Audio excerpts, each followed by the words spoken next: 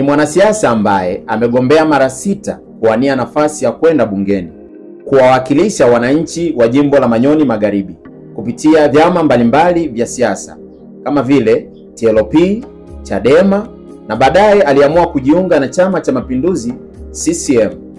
Lakini mara zote hizo amekosa nafasi ya kwenda bungeni. Huyu ni Donald Madeje Lupaa. Leo hii Itigi TV tumefanya mahojiano na mwanasiasa huyu ambaye anaelezea namna alivyoanza siasa mpaka sasa.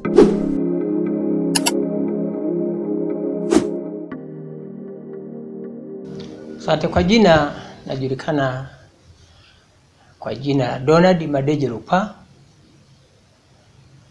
na ni mkazi wa hapa Itigi, ni mstaafu. Lakini vile vile ni mwenyekiti wa bodi ya ajira halmashauri ya Itigi. Madeje Lupaa ni moja ya wanasiasa wakubwa sana katika jimbo la Manyoni Magharibi. Ndio. Shughuli za siasa ulianza mwaka gani? Shughuli za siasa kwa kweli nimeanza muda mrefu. Kwanza nilianza nikiwa shuleni. Nilianza mwaka 69, darasa la kwanza, kufika la 4 nilianza kuona mambo ya siasa yanavyoenda. Na kilicho ilikuwa kimenimpress zaidi ni kwamba wakati huo tulikuwa vijana. Kwa hiyo tulikuwa tunamuona mwalimu akitoa hotuba zake, na sisi tulipata mihemko mikubwa ya kujiunga na chama, japo nilikuja kujiunga baada ya kufika form 1. Lakini shuleni nilikuwa najishughulisha na kuwaongoza wenzangu, na hata nilipewa kikosi kinaitwa cha Nyerere, jina la Nyerere. Nilikuwa nikisimamia kazi vizuri na kushirikiana na wenzangu, kwa kuona jinsi ambavyo mwalimu alikuwa, pamoja na kwamba alikuwa kiongozi, lakini sisi watoto tulikuwa tunamuona akifika mahali watu wanachimba mitaro na yeye anafanya ile kazi. Kwa hiyo mimi kutoka pale nilijifunza kwamba kumbe kuwa kiongozi si swala la kujiona, lakini ni swala la kujichanganya ili uweze kupata ushirikiano mkubwa na usiwe tofauti na wale wanaowaongoza. Kwa hiyo kutoka hapo ndipo nilipojifunza kwamba uongozi maana yake ni. Sawa, hapo ukiwa shuleni, baada ya kumaliza shule, sasa ni miaka ipi rasmi ukajiunga ndani kabisa na masuala ya siasa? Siasa nilijiunga rasmi katika kitengo cha jumuiya ya vijana nilipokuwa form 1 Mwenge Sekondari, na wakati naingia pale Mwenge Sekondari mwaka 77 ndio ambapo Chama cha Mapinduzi kilikuwa kinaanza. Kwa hiyo nilipata kozi. Wakati huo alikuwepo mwalimu mashuhuri Nawiye, aliweza kutufundisha pale kozi miezi mitatu kuwa mwanachama wa Chama cha Mapinduzi. Lakini kwanza kabisa nilijiunga na kitengo cha vijana, na baada ya hapo nikawa nimekata kadi ya Chama cha Mapinduzi, lakini baada ya kupata yale mafunzo ya miezi mitatu. Sawa, kwa kipindi cha miaka ya 90 kwenye profile yako ni kama rasmi sasa ulianza. Miaka ya 90 hali ya kisiasa nchini ilikuwaje? Wakati ule sisi tupo kwenye chama, hata nilipokuwa nimepata kazi. Maana baada ya hapo nilipomaliza shule pale O level nilifanikiwa kwenda A level Shinyanga Shaibushi Secondary School. Nikasoma pale nikamaliza form 6, nikaenda jeshi. Nilipofika jeshi nikakutana na siasa vile vile kwamba tunatakiwa kuwa watu watiifu na waadilifu.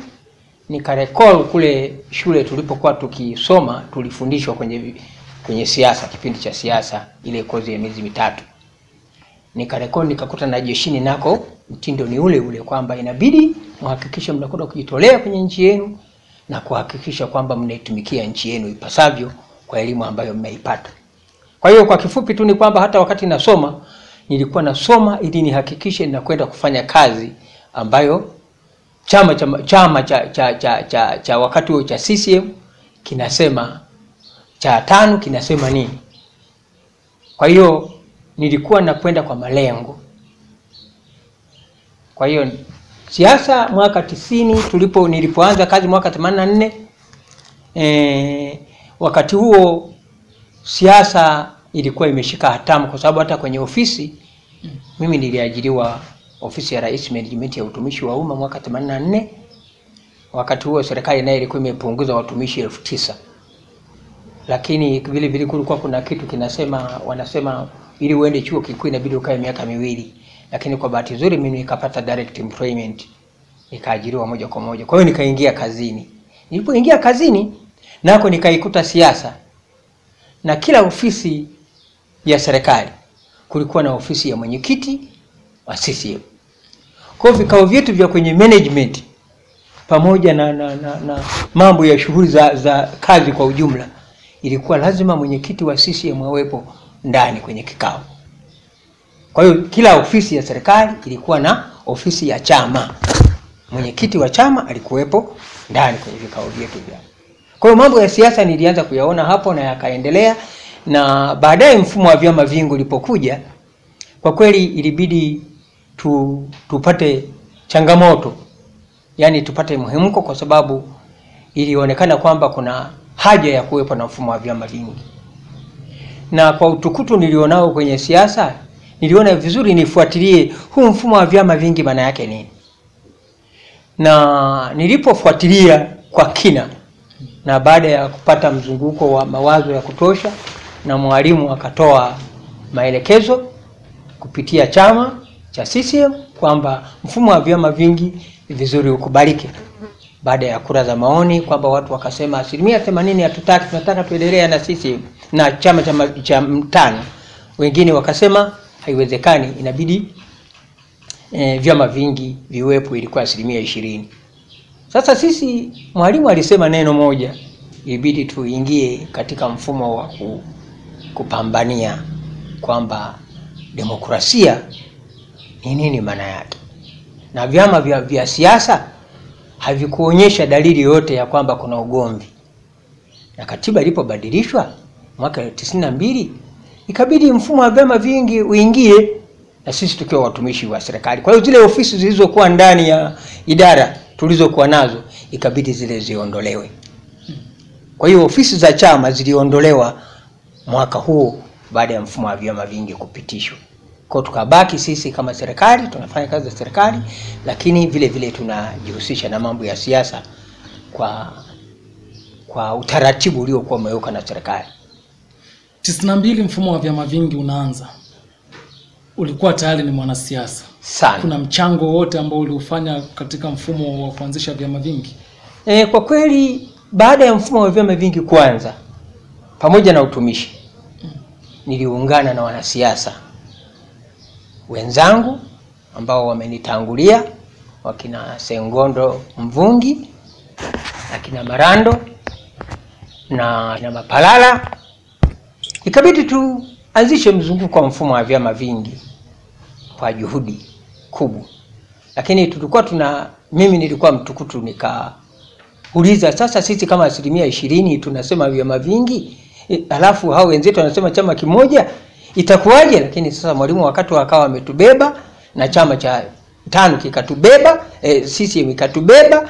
Baada ya kutubeba, kitu kikaingia kwenye katiba, na pilipoingia kwenye katiba mimi nikawa na ujasiri mkubwa wa kujoin upande wa vyama vingi vya siasa, ili kwa sababu nia yake ilikuwa ni kuleta hamasa na kujenga demokrasia.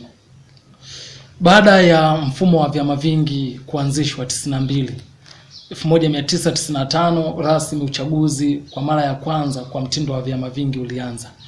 Kipindi hicho hali ya uchaguzi ilikuwaje, ukizingatia chama tawala kilikuwa ni CCM, lakini wamepitisha sheria kwamba vyama vingi sasa na wenyewe ni ruksa kuingia kwenye kushiriki uchaguzi? Hali ilikuwaje wakati huo? Kwa kweli napenda kushukuru kwamba kipindi kile kilikuwa kigumu sana, kwa sababu ilikuwa ni msuguano mkali. Lakini tunashukuru kwamba Mwalimu baada ya kusisitiza swala hili na sisi kuona umuhimu wake, basi tulipambana hivyo hivyo, na mimi nilidhamiria wakati ule kugombea chama cha NCCR Mageuzi, lakini mwaka 95 haikuwezekana kuingia kwa sababu kulikuwa kuna mambo magumu sana ambayo yalisababisha mimi nisiweze kuingia kwenye kugombea. Sawa, 95 uchaguzi. Ni chama kipi ambacho kilileta upinzani mkubwa sana? Mwaka huo ilikuwa ni NCCR Mageuzi. Ndio ilikuwa na nguvu. Ilikuwa na nguvu, lakini kwa sasa hivi sio tena. Unafikiri kuna kipi ambacho labda kinatokea kwenye baadhi ya vyama vya siasa? Vyama vya siasa, kwanza kuna slogan ambayo ipo inasema vyama vya upinzani. Mimi kwa elimu yangu nikipekua katiba yangu ya Chama cha Mapinduzi kwa sasa, nikipekua katiba ya Jamhuri ya Muungano wa Tanzania, nikipekua hotuba za muasisi, sioni kwamba Tanzania kuna chama cha upinzani kilianzishwa. Kwa sababu upinzani, mimi kwa fikra zangu nasema Tanzania hakuna. Kwa sababu Tanzania ambayo tumeachiwa na waasisi wetu ni nchi ya ujamaa.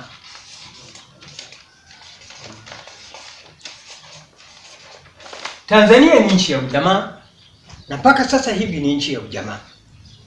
Sasa ujamaa maana yake ni? Ujamaa maana yake ni undugu.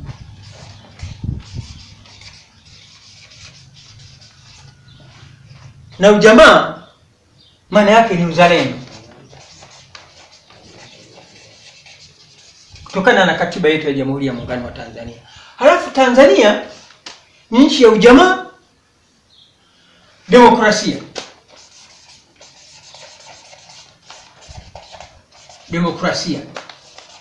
Demokrasia maana yake ni mazungumzo, makubaliano, na kubadilishana mawazo kwa ajili ya kujenga nchi. Kipengele cha tatu ni kwamba mfumo wa vyama vingi vya siasa.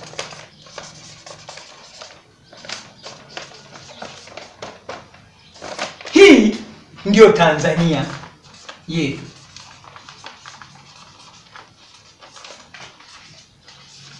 Tanzania yetu ni nchi ya ujamaa ambayo ni undugu na uzalendo. Tanzania ni nchi ambayo inakwenda kwa mfumo wa demokrasia, na vile vile ni ya vyama vingi. Kwa kuwa nimefafanua ujamaa maana yake nini na demokrasia maana yake nini, basi vyama vingi hapa hakuna kitu kinachoitwa upinzani. Pekua katiba ya CCM kuanzia mwanzo mpaka mwisho, utakuta kuna neno vyama vingi vya siasa. Pekua katiba ya nchi kuanzia ukurasa wa kwanza mpaka wa mwisho, utakuta vyama vingi vya siasa. Kwa hiyo mimi nasema kwamba vyama vingi vya siasa sio vyama vya upinzani, ni vyama vingi vya siasa. Sasa ilipoingia ile hoja ya upinzani, ndio iliyoleta fujo. Upinzani ndio ilileta fujo. Upinzani maana yake ni kwamba hapa hakuna makubaliano. Lakini kwenye demokrasia hakuko hivyo. Kama watu 10 mmekubaliana na watu 5 hawajakubaliana na ninyi watu 10 mnaweza mkaendelea na shughuli zenu, na mtaweka na taratibu ndogo ndogo kwa sababu ya kudhibiti wale ambao wanasema wenyewe wako upande wengine. Kwa hiyo upinzani ndicho kitu kilicholeta shida kubwa, neno upinzani.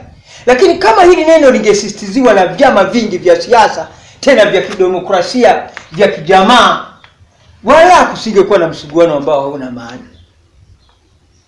Kwa mfano sasa hivi naweza nikasema kitu kimoja, kikubwa tu ni kwamba sasa hivi vyama vingi vya siasa, hasa ukiona hata matokeo yaliyopo sasa hivi, kwa mfano Lissu si mpinzani, wapinzani wako msituni, kwa sababu huwezi kuwa mpinzani kwenye nchi yenye katiba moja, maana katiba ni moja. Hata hao walipokuwa wengi bungeni bado waliitii katiba, na wakiingia wanakula kiapo, na kiapo nitaitumikia nchi yangu na kuheshimu katiba na rais aliyoko madarakani. Sasa mpinzani hawezi kufanya hiyo biashara. Lakini hawa ni wa vyama vingi, ni wazalendo na ni ndugu, na tunawaeleza kama hawakubaliani asilimia yao 5 na sisi ni 10 CCM, basi sisi tuna haki zote. Na ndio maana tumetengeneza hata sheria ndogo ndogo, ni kwamba mtu anapoleta fujo anasema labda kwa mfano hakuna uchaguzi kwa sababu hamna demokrasia. Unashindwa kuelewa kwa sababu ninyi mkiwa 5 kwenye demokrasia mkasema kwamba hiki kitu hakiko hivyo, na wale 10 wakasema kiko hivi, inabidi muwatie wale 10 na mfanye juhudi kuwaelimisha. Ndio maana ya ujamaa, ni kwamba sisi ni ndugu moja. Nilikuwa naongea na mtu mmoja nikamwambia kwamba Lissu kwa mfano, nikatoa mfano wa mchezaji wa timu. Kwenye timu ya mpira kuna watu hapa, kuna mchezaji, halafu kuna washabiki. Sasa washabiki ni akina nani? Katika Chama cha Mapinduzi sasa hivi ndiyo iko uwanjani inacheza, na kama Chama cha Mapinduzi kinacheza, wengine walioko vyama vingine wale ni washabiki. Sasa hebu nikuulize mwandishi, mshabiki na mchezaji yupi anayefunga goli? Mchezaji. Obvious mchezaji. Haya, tubadili leo basi mshabiki afunge goli, inawezekana? Haiwezekani. Kwa hiyo CCM ndio wachezaji wako uwanjani, na mimi ni CCM.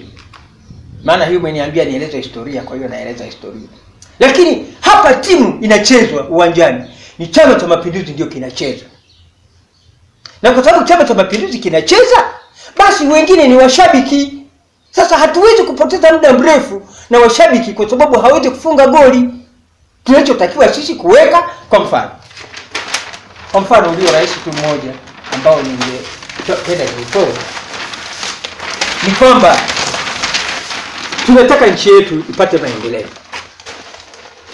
Na ndio kiu ya kila Mtanzania kwamba anataka apate maendeleo. Sasa kitu ambacho kinaleta tabu kingine ni hiki hapa. Maendeleo, tunaposema maendeleo tunasema maendeleo ya nini? Maendeleo ya watu, sio vitu.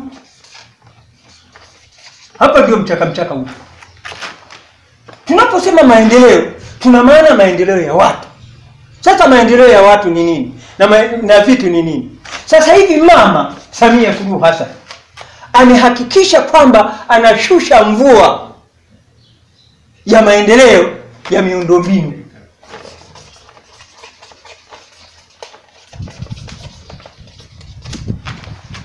Mvua ya maendeleo ya miundombinu. Sasa hivi Tanzania ambayo sisi tulikuwa tunaiona enzi zile, na sasa hivi huwezi ukasema Tanzania sasa hivi iko kama inakaribia Ulaya. Kama ni miundombinu, kwa kweli tuko hali ya juu sana. Kwa hiyo hapa kilichopo sasa sisi ni maendeleo ya watu. Na watu wanahitaji nini? Watu wanahitaji uchumi. Wapate uchumi bora. Na hili Mama analifuatilia.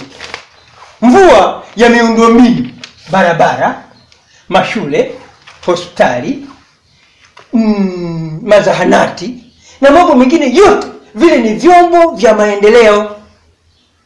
Lakini maendeleo tunataka kusema ni maendeleo ya watu. Tukiangalia kwa sasa hivi ni kwamba zamani sisi hapa tulikuwa tunakaa hapa, ilikuwa tuna njaa ile ngumu. Chakula kilikuwa ni shida mno. Hata walipokuja ndugu zetu Wasukuma wanalima, tulifika wakati fulani wakakatazwa wasilime. Lakini leo hii Wasukuma wanalima na watu wanalima, wala hatusikii habari ya njaa tena. Kwa hiyo chakula, watu wanatakiwa wapate chakula bora.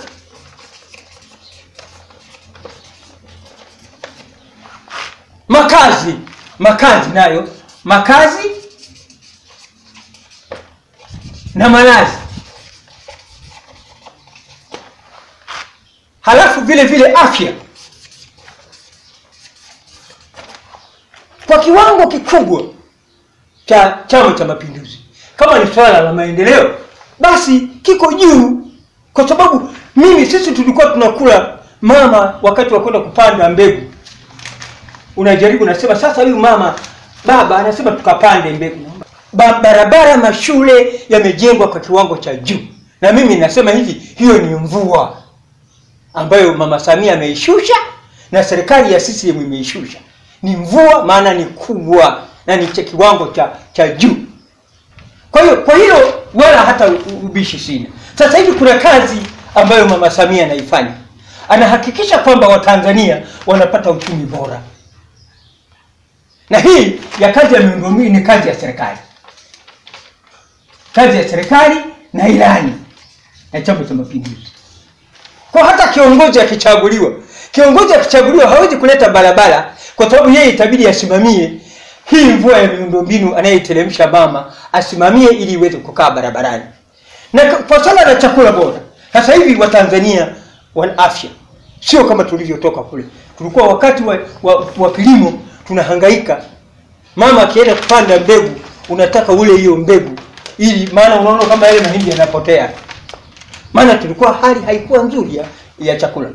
Ukiangalia nyumbani hakuna chakula hata kidogo, lakini mbegu zinachukuliwa zinapandwa. Kwa hiyo tulikuwa tunajisikia kuumia sana. Vile makazi na nyumba bora. Hatukuwa na nyumba bora kama zilivyo. Sasa hivi tuna afya za kutosha. Pamoja na kwamba zipo changamoto mbalimbali katika swala la maendeleo ya watu. Kwa hiyo shughuli iliyopo kubwa sasa hivi ni kuhakikisha maendeleo ya watu haya.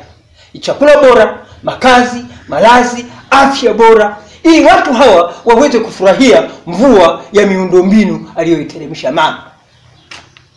Hili mimi ndio naliona hivi. Kwa hiyo sasa kwa kweli tumekuwa na maendeleo makubwa na changamoto nyingi ambazo zipo zinatatuliwa na tunaelekea katika hali ambayo inaridhisha. Lakini sasa hivi kuna swala la uchaguzi. Uchaguzi sasa hivi unatakiwa tusimame kuhakikisha kwamba maendeleo ya watu tunayabeba zaidi, kuhakikisha kwamba waweze kufurahia miundombinu iliyopo. Mwanzo wa siasa, changamoto tulizokutana nazo ni kuingia upande wa mfumo wa vyama vingi. Hiyo kwangu ilikuwa changamoto. Changamoto ilikujaje? Changamoto ilikuja kwa sababu viongozi wetu wengi hawakuwa wanapenda watu wenye masuala ya kutaka kukaa kwenye vyama vingi, kwa sababu ilionekana vyama vingi ni vyama vya upinzani. Lakini ukisoma katiba inasema ni vyama ambavyo vya kidemokrasia na muwezi kugombania fito wakati mnajenga nyumba moja. Kwa mimi nilichukua kama simple kwa namna hiyo. Lakini wenzetu wakubwa wakurugenzi wetu walitupa shida. Mimi nilipata shida sana. Mpaka na kuwekwa ndani siku 9 kwa sababu ya kukaa upande huu. Na mwaka 2000 nilikuja kugombea kwa tiketi ya TLP. Lakini wakati nakuja kugombea tiketi ya TLP, sikuwa na neno linaloitwa upinzani kwenye kichwa changu na sijawahi kuliweka. Ndio maana nikikwambia mwaka 2000 mimi nilitoa michango mingi kwa ajili ya kukijenga Chama cha Mapinduzi.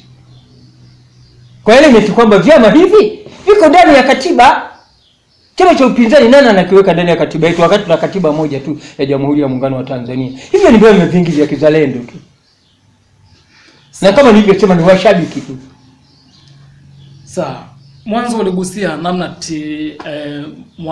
miaka 1990 namna ambavyo mfumo wa vyama ulikuwa hapo na hali ya kisiasa. Sasa ukilinganisha miaka ya nyuma na miaka ya sasa, kuna tofauti gani hapa ya siasa unaiona? Kwa kweli tofauti ni kubwa. Kwa sababu kipindi kilichopita kilikuwa kigumu zaidi. Na ninasema kilikuwa kigumu zaidi kwa sababu hata kuonekana tu kwamba wewe uko chama hiki ulikuwa unawekewa alama. Lakini kwa sasa hivi vizuri tu. Ndio maana mimi mwaka 2015 nilirudi CCM. Na leo mpaka leo niko CCM. Na mifano ya watu wengi tu wako CCM. Japo wengine mpaka leo unikichukua fomu na gombea, labda wanaanza kusema huyu alikuwa upinzani. Lakini sasa upinzani, nani alikwambia kuna upinzani? Haya, namuuliza wewe unasema mimi nilikuwa upinzani. Wewe mbona ulikuwa upinzani? Mbona wewe unakubalika mimi sikubalika? Kuna nini? No. Kwa hiyo sasa hivi ni kuzuri zaidi. Kwa sababu nimerudi CCM na nimepokelewa kwa shangwe. Wakati ninapokelewa, mkuu wa mkoa alikuwepo, Mama Nchimbi wakati ule. Aliwaambia Lupaa mtumieni vizuri, lakini ninaona kama sijatumika vizuri. Sawa.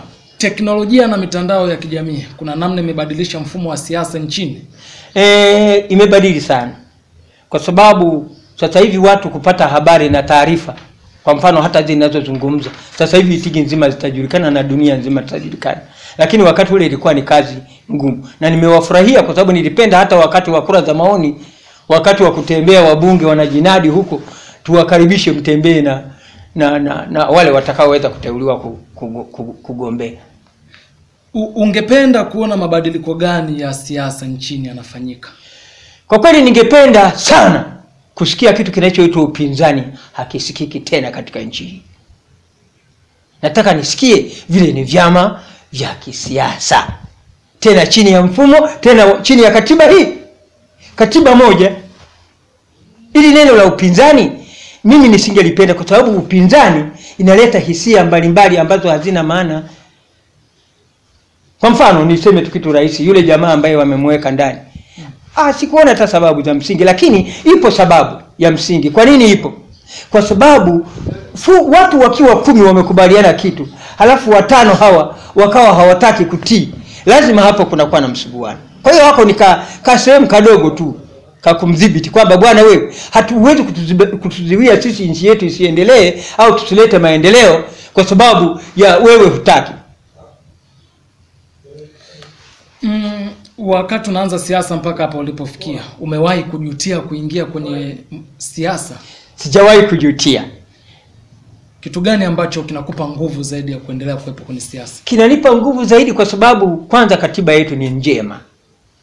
Hiyo anayesema katiba kwamba labda ina mapungufu ya kawaida, hata kwenye nyumba ya mtu anakuwa na mapungufu, hata katika maisha ya mtu anakuwa na mapungufu. Lakini tunataka sisi viongozi, kiu yangu nataka viongozi waliopo sasa hivi na wanaotaka kuingia, kwanza wawe ni viongozi wenye mawazo mapya ya kuwaongezea wananchi uchumi, kama mama alivyojitahidi watu wa kaya maskini wanahudumiwa. Huo ni ubunifu tu. Kwa hiyo hata viongozi wanaotakiwa kuja wanatakiwa wawe na mawazo mapya ya kuwasaidia vijana, kizazi kipya, ili waweze kujikwamua kiuchumi na waweze kutumia miundombinu iliyopo vizuri zaidi. Kwa mfano, swala la elimu, wakati sisi tunasoma, serikali ya Tanzania imewekeza mabilioni ya pesa kwenye vichwa vya wanadamu. Kwa nini? Sisi tulisoma kwamba ninasoma kwa elimu yangu nikaitumikie nchi yangu. Kwa hiyo tulisoma kwa hasira kweli kwamba tutakwenda kuitumikia nchi yangu.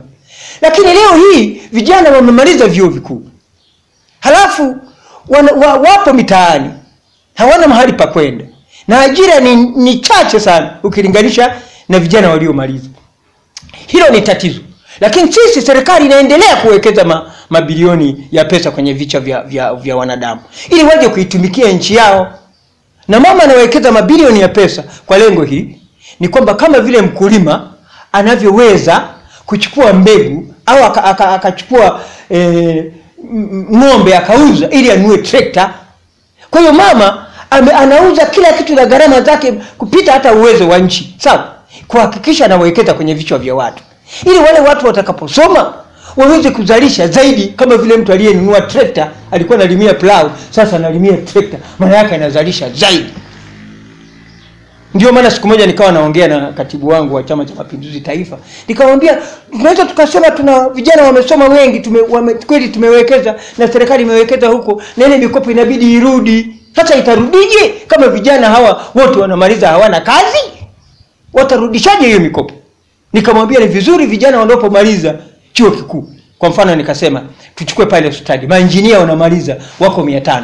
Wale vijana wanatengwa watu 10 wanafunguliwa kampuni zao mwaka wa mwisho wa chuo, halafu wanapewa tenda, wanagawiwa kwenye halmashauri zetu za Tanzania wote wanagawa, ili shule zinapojengwa wajenge wao, zinapotengenezwa barabara watengeneze wao. Kwa hiyo watapata income ya kutosha ili kuweza kuwakwamua kiuchumi. Hawatahitaji mkopo tena kwa familia zao.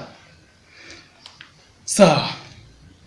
Tumejua historia yako fupi, lakini katika jimbo la Manyoni Magharibi kwa mara ya kwanza ulianza kugombea nyadhifa ipi na ilikuwa mwaka upi? Mimi nilianza kugombea mwaka 2000. Kugombea kwa tiketi ya chama cha TLP, nikigombea nafasi ya ubunge. Ndio nafasi yangu ya kwanza na nilipoanza kugombea ndani ya jimbo la Itigi, ndani ya jimbo la Manyoni Magharibi. Na wakati ulikuwa Manyoni. Sawa. Umekuwa ukigombea mara kwa mara, lakini bado Madeja hajaingia labda kwenye kile ambacho anakitaka kufikia. Vipi, labda kuna kitu ambacho huwa unahisi kwamba hiki ndicho ambacho huwa kinanifelisha? Kitu ambacho huwa kinanifelisha mimi sana sana kilikuwa ni hicho cha kukaa upande wa pili. Kwa sababu ukiangalia hakuna chama cha upinzani cha siasa ambacho kimekuwa na majority katika wapiga kura. Sasa kwa sababu ya upungufu huo huwezi ukapenya. Lakini baada ya 2015 kuingia CCM, naona mambo ni mazuri. Ulipokuwa ukigombea na kuanguka, ulishawahi labda kukaa na kufikiria labda sasa niachane na masuala ya siasa? Haijawahi kutokea. Kwa sababu gani? Kwa sababu siasa iko kwenye damu. Halafu nimefundishwa na chama cha tano, CCM imenifundisha siasa maana yake nini. Kwa hiyo sijisikii kujuta, kwa sababu naelewa siasa sio maslahi. Siasa ni kutumika uchakae, kama sisi wetu walivyotumika na wakamaliza shughuli. Kwa hiyo siasa ni moyo, sio swala la nipe nikupe. Siasa ni kutumika. Tofauti na vijana sasa hivi wana mawazo mengi tofauti, kwamba ili nitoke kimaisha niingie kwenye siasa. Lakini siasa sio kutoka kimaisha. Siasa ni kwenda kutumika. Siasa ni kuwatumikia wananchi. Yaani siasa ni daraja, kama vile Musa. Chukua Musa na wana wa Israeli, ndio utapata picha nzuri ya utumishi. Kwamba Mungu alimtumia Musa kupeleka taarifa, na Musa akachukua taarifa za wana wa Israeli akampelekea Mungu. Lakini hakuwahi kuwa anatoa vitu. Lakini wale wao wanatoa vitu, wanapita anakupa na kuambia bwana, na vijana wanasemaje unatoa chaji. Mimi naogopa sana. Mimi nataka nafasi ya kugombea, unaniambia unatoa chaji. Hasa nakuachaje?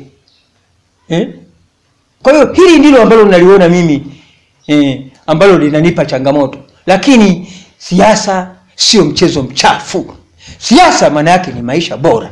Siasa maana yake ni maendeleo. Siasa maana yake ni uchumi bora. Siasa maana yake ni afya. Siasa maana yake ni kila kitu. Hata hii hewa ninayovuta ni siasa. Kwa sababu gani? Kwa sababu hali ikiharibika huko, mimi nitavuta hewa ya mabomu. Kwa hiyo hakuna siasa hapo, ni matatizo. Kwa hiyo siasa ni kila kitu. Nikutana na mtu mmoja akaniambia, "Mzee, achana na mambo ya siasa. Umegombea mara 6 kwenye siasa, bado unang'ang'ania tu." Nikamwambia siasa ndio kila kitu. Mimi nataka tukua mtumishi, lakini habari za siasa sitaki. Nikamwambia unajidanganya, kwa sababu siasa ndio kila kitu.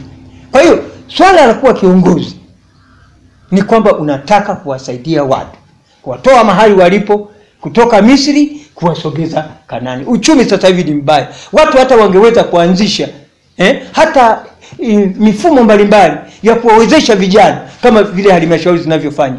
Lakini japo ni kidogo sana, kwa sababu mimi kama ninakuwa kiongozi, kila kata kunakuwa na mikopo isiyokuwa na riba ambayo inatolewa halmashauri. Na mingine tutabuni ili wananchi waweze kupata mikopo, vijana waweze kujikwamua kiuchumi. Tunaelekea kwenye uchaguzi. Kashikashi tayari zimeanza kuonekana. Wewe pia tutarajie labda mwaka huu pia unarudi kung'ang'ania kuchukua nafasi ya kumiliki jimbo? Asante sana. Kwa kuwa sijawahi kufanikiwa na kuwa mbunge, siwezi kusema nitaacha. Nisipogombea mimi, nani anagombea? Mimi ni mtoto wa Itigi. Na uchungu wa mwana na ujua mzazi. Mimi naielewa Itigi, changamoto nazijua. Na nimestaafu na miaka 10. Na nilistaafu miaka 10. Kumbuka niliacha miaka 5 baada ya kuona kwamba utumishi wa umma nimeutumikia inavyopasa. Miaka 55 nikasema ngoja nipumzike, nirudi kwenye siasa. Kwa hiyo nilirudi kwenye siasa, na nilipokuwa kwenye siasa ndio mchezo wake ulivyo huu. Lakini kwa safari hii Mungu akinijalia afya na uzima, nitachukua fomu. Japo sasa hivi nimeanza kuona watu wanapita, vijana wanapita, vijana wamechemka, na nashangaa kwamba Chama cha Mapinduzi sijui kiko wapi. Lakini kina utaratibu. Ni chama ambacho kizuri, kwa sababu chama ambacho kina malengo ya mwaka 2030, hicho ni chama. Ukiwaambia wenzetu wale wa vyama vingi kwamba mwaka 2030 mna nini, hawezi kukuonyesha kitu. Lakini ili CCM limekomaa, limefikiria mpaka miaka 10 ijayo, kwamba miaka 10 ijayo kila kitu kitakuwa kimeisha. Kwa hiyo mwaka huu nitachukua fomu, lakini sitafanya dhambi ya kuzunguka kupishana na shamba la mtu mwingine. Maana mtu akiwa mbunge anakuwa kwenye shamba lake, na yeye ana taratibu zote na taratibu na sheria zake zote, kwamba anaweza akaenda akaongea na wananchi na akafanya anavyofanya kwa sababu yuko kwenye shamba. Lakini wewe ambaye hauko kwenye shamba, subiri tarehe zigonge. Sasa unakimbia, kwa mfano unakimbia sasa hivi kwenda kwenye naona vijana wanakimbia, wanakwenda wanaitisha wajumbe, wanakaa nao, wanawapa shilingi 10,000. Sasa hiyo 10,000 hiyo ina tatizo kubwa, kwa sababu ukitoa 10,000 maana yake utadaiwa. Ndio si 10,000 atakayokupa, ni kwamba huyo hafai. Halafu kitu kingine, mlango haujafunguliwa. Kwa nini mnapita madirishani kwenda kuchokonoa huko? Kuna nini? Na kwa nini utoe 10,000? Haya, sawa. Unafikiri una deni kubwa kiasi gani kwa watu wa Itigi, na ndio maana unatangaza nia tena ya kugombea? Na deni kubwa sana, kwa sababu vitu nilivyokuwa ninavitazamia hata kwa upande wa uchumi wa wananchi havijawa. Na Itigi tumechelewa sana. Kwa sababu gani? Hebu angalia mwandishi. Mbunge anaingia madarakani, anakaa miaka 10, miaka 5, hajawahi kukaa kwenye ujamaa awaitishe wananchi wake na kuambia ndugu zangu, hebu tukae hapa tuone kero zinazowakabili ni kero gani. Mbunge anapokuwa mbunge ni kiranja wa halmashauri yote na vitengo vyote, ni kiranja wa mkurugenzi, ni kiranja wa madiwani. Anatakiwa hakikishe pesa ikiingia pale halmashauri aisimamie hiyo miradi mguu kwa mguu, bandika bandua. Sasa hatujapata watu wa aina hiyo. Kwa hiyo mimi naona bado ni shida. Ukiangalia kuna miradi mingine sio mizuri, haipendezi, mingine haijafunguliwa, japo ipo imejengwa, lakini haijakaa vizuri, haiko kwenye kiwango kizuri. Ukifika unakuta majengo yamekena, yamepasuka tayari, hata mwaka hayajamaliza. Kwa hiyo sasa hizo ndio kazi za mbunge. Anatakiwa angalie, yeye ni kiranja, atembea hakikishe kote vile vitu vinakaa sawa sawa. Sasa kwa sababu kitu hicho hakijafanyika, maeneo ya Itigi hapa ya kimkakati almost karibu yote yameuzwa. Haya, mji gani ambao unakuwa hauna maeneo ya kimkakati? Nani yupo mbunge? Anaangalia tu, wala hana wasiwasi. Kwa sababu gani? Sielewi, lakini najua huo ni udhaifu, maana kila binadamu ana udhaifu wake. Lakini mimi nataka kuingia kuwa mbunge, ni kwamba kero za wananchi mimi kwangu ni mguu kwa mguu, bandika bandua. Mkuu wa mkoa nitamsubiri tu wakati kuna hoja nzito, lakini hoja nyingi tutamaliza, maana juu kuna serikali kuu, halafu huku chini kuna serikali za vijiji. Kwa mimi na serikali yangu ya kijiji tutahakikisha kero nyingi tunaziondoa. Kwa nitashirikiana na wananchi wangu kwa karibu zaidi ili nihakikishe hizi kero ziondoke, maana naziona zinajirudia tu, kila mwaka zinajirudia tu. Umeshashiriki uchaguzi mbalimbali, miaka imekatika. Kwa hapa mpaka tulipofikia sasa hivi kuelekea uchaguzi mkuu, unaona kuna tofauti yoyote ya uchaguzi na miaka mingine? Tofauti naiona, kwa sababu chama huwa kina taratibu zake, japo wakati fulani zinakuwa hazikazwi sana, kina taratibu zake. Lakini vipindi vilivyopita tulikuwa tunasubiri mpaka wakati ule unaosema kwa kwamba sasa ingieni, tunaingia. Lakini siku hizi watu hawasubiri hiyo. Kwa mfano tarehe 1 mpaka tarehe 15 tutakuwa na nafasi za kutembea kwenye majimbo. Kwa nini tusitumie hiyo nafasi? Watu wanaingia sasa hivi, wanapita kona na huko kona na kona. Kwa hiyo mabadiliko yamekuepo. Sasa hivi mmongonyoko mmong'onyoko wa maadili ndani ya chama, hata kwenye familia. Maana mitandao nayo imeleta kazi. Kwa hiyo watumishi kuna mmong'onyoko, ndio maana hata ripoti ya CAG ile yote ni matokeo yake ni mmong'onyoko wa maadili. Kama maadili yangekaa sawa sawa, mbunge akakaa akafanya kazi sawa sawa, mali mama akateremsha zikajenga vizuri sawa sawa, wala hizo ripoti zisingekuwa na ugumu kiasi hicho. Lakini mmong'onyoko wa maadili ndio tatizo kubwa sana ndani ya chama. Sisi tuna chama chetu cha CCM kiko mpaka kwenye shina. Tutatoka kwenye shina, kwenye chawi, kwenye sehemu mbalimbali. Kwa hiyo humo ndio mwambamo kujapo mapungufu, lakini yanadhibitika. Unafikiri kipi kifanyike kwenye vyama vingi vya siasa kuhakikisha kuwa uchaguzi mkuu kwa upande wao unaenda vizuri? Kwanza kama nilivyosema mwanzoni, kitu ambacho nakiona mimi cha msingi ni kwamba wazingatie katiba, sheria, taratibu na kanuni. Hilo ndio swala la msingi kuliko vitu vingine vyote. Kwa sababu usipofuata sheria, taratibu na kanuni utaumia. Utaanza kusema Chama cha Mapinduzi kikorofi. Sio kikorofi. Maana demokrasia inasema hivi, wengi wapi? Sasa kama CCM ndio wengi na wameshika dola, basi tuwasikilize, tufanye kazi kubwa vyama vya siasa kuwashawishi watu wa CCM waende kwao. Kitu ambacho ni kazi ngumu. Maana CCM limejichimbia mpaka mizizi chini kabisa. Kwa hiyo ili wawe washiriki, wala hamna taja ya kususia uchaguzi. Washiriki, mbona miaka iliyopita tuliingiza wabunge karibu 20 na kitu kwenye bunge wa upinzani? Kitu gani kilibadilika? Si hamna. Kwa hiyo waingie tu. Hilo ndio mimi wazo langu kubwa, kwamba wafuate sheria, taratibu na kanuni. Mahali ambapo pana shida walalamikie. Sawa. Kwenye kipindi kama hiki cha uchaguzi kuna mambo mbalimbali. Igusie rushwa kidogo kwa dakika japo 1.5. Asante. Rushwa ni adui. Katiba ya Jamhuri ya Muungano wa Tanzania inasema rushwa ni adui wa haki. Mungu anayetupa pumzi sisi tunavuta leo anasema rushwa ni adui wa haki. Katiba ya CCM inasema rushwa ni adui wa haki. Nakumbuka hayati ni nukuu alisema rushwa na hongo ishughulikiwe bila huruma. Tena maana ni hatari katika ustawi wa jamii wakati wa amani kama huu wakati wetu. Ni hatari, ishughulikiwe bila huruma. Haitakiwi kuichekea. Maana nitakupa impact za rushwa, madhara ya rushwa utayaona. Halafu anasema unavyoshughulikiwa uhaini ndivyo na rushwa ishughulikiwe hivyo. Kwa hiyo rushwa ni adui. No. Rushwa ni adui wa haki. Na kwa sababu ni adui wa haki, Mungu anamkataa. Serikali inakataa. Katiba inakataa. Na mama anasemaje? Adui rushwa ni adui mbaya. Ndio anayetuharibia. Kwa hiyo tujitahidi sisi kupambana na rushwa. Jukumu langu mimi rais wenu na jukumu lenu vile vile. Unaona? Kwa hiyo hilo swala la msingi. Kwa hiyo rushwa ni adui mkubwa wa maendeleo na ni adui mkubwa wa haki. Kwa hiyo mtu anapopita kwa rushwa ni kwamba ana dhamira mbaya.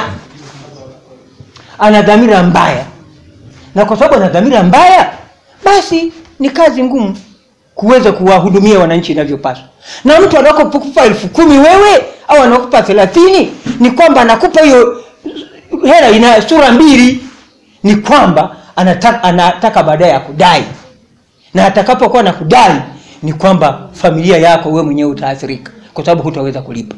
Lakini zaidi sana wewe unayepewa rushwa una watu 500 nyuma yako. Ukipokea wewe rushwa si unakula tu. Sasa si afadhali mtu akupe ndoano uende ukavue kuliko akupe samaki ule halafu kesho hunai. Kwa hiyo wananchi wanapopokea zile rushwa ambazo Mungu anasema ni dhambi na muasisi anasema ni dhambi na chama kinasema ni dhambi na katiba ya nchi inasema ni dhambi, ni kwamba analeta madhara makubwa kwa watu 100 nyuma huku ambao wote wanategemea kupata huduma. Na mkichagua kiongozi mla rushwa, kutakapokuwa na mmonyoko wa maadili kwenye halmashauri hataweza kwenda kuwakemea, kwa sababu akifika kule wanamwambia mbona na wewe uliingia kwa kutoa rushwa. kwa hiyo atawaacha. Wakienda hospitali kuna mmomonyoko wa maadili, yule kwa sababu mmemchagua pale na yeye ameingia kwa rushwa, atakwenda kuwaonea aibu wale ambao amewakuta pale, maana watamuuliza na wewe mbona uliingia kwa rushwa? Sisi tunakula wapi? Kwa hiyo madhara ya rushwa ni makubwa sana kuliko kawaida. Mtu akikupa nipe nikupe, huyo sio. Lakini wananchi wa Itigi mimi nimewaweka moyoni, sio kwenye mkono hivi nipe nikupe.